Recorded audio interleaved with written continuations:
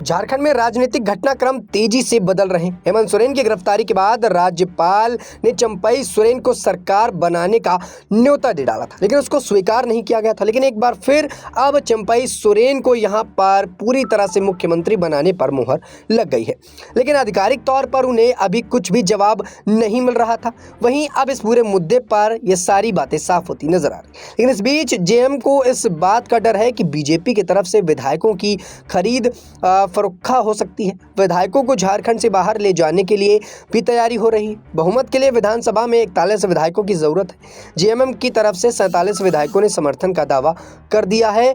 अब इस पर पूरी तरह से बात साफ हो गई और हेमंत सोरेन के बाद अब यहां पर चंपई सोरेन के नाम पर मुहर लग गई।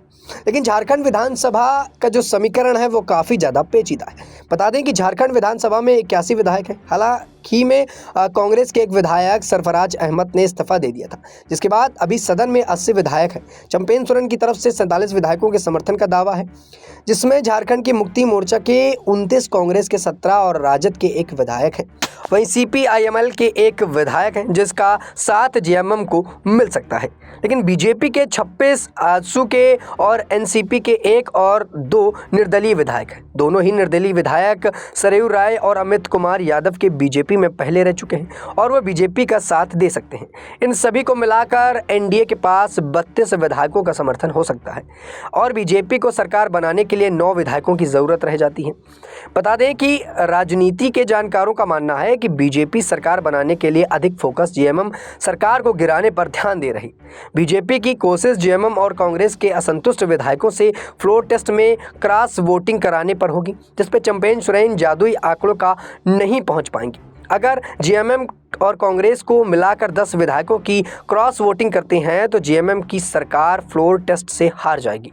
अगर एक बार फ्लोर टेस्ट से सरकार गिर जाती है तो उसके बाद बीजेपी राज्य में या तो असंतुष्ट विधायकों के साथ मिलकर सरकार बनाने पर ध्यान देगी या राज्य के राष्ट्रपति शासन लागू करने पर विचार कर सकती है।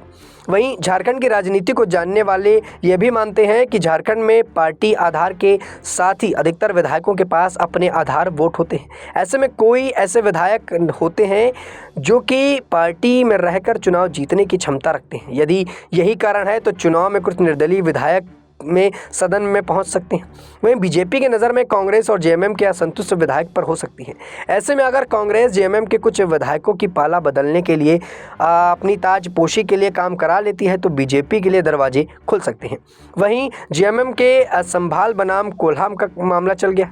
बता दें कि झारखंड मुक्ति मोर्चा में लंबे समय से संथाल बनाम कोल्हान का विवाद होता जा रहा है। कई बार जेएमएम में कोल्हान के नेताओं में विरोध किया गया। शिव बाबू सोरेन उनका परिवार संथाल परगान का प्रतिनिधित्व करते हैं। वहीं विधायक दल के नए नेता चंपई सोरेन कोल्हान से आते हैं। ऐसे में संभव है कि संभाल में आने वाले जेएमएम विधायकों इस पर फैसले पर बहुत खुशी नहीं जता पा रहे। लेकिन ऐसे में दर्शकों बता दें कि जिस प्रकार से यहाँ पर विधायक दल चंपई सोरेन के साथ आए और उनके नाम पर मोहर लगी, लेकिन बीजेपी अभी भी अपनी नज़रें टिकाए बैठी है कि कभी भी फिराक में है कि कभी भी यहाँ पर मौका मिले तो इनकी सरकार को गिराकर अपना राजनीतिक दाव यहाँ पर खेला जाए और अपनी सरकार बना ली जाए। लेकिन ऐसा होता हुआ नजर नहीं आ रहा। लेकिन बीजेपी इस पूरे फिराक में और कहीं ना कहीं उनके नेताओं को अपने करीबी लाना चाहती है और ऐसे में अगर 4-6 नेता भी उनके साथ आ जाते हैं तो यहाँ पर बीजेपी अपनी सरकार बना सकती है।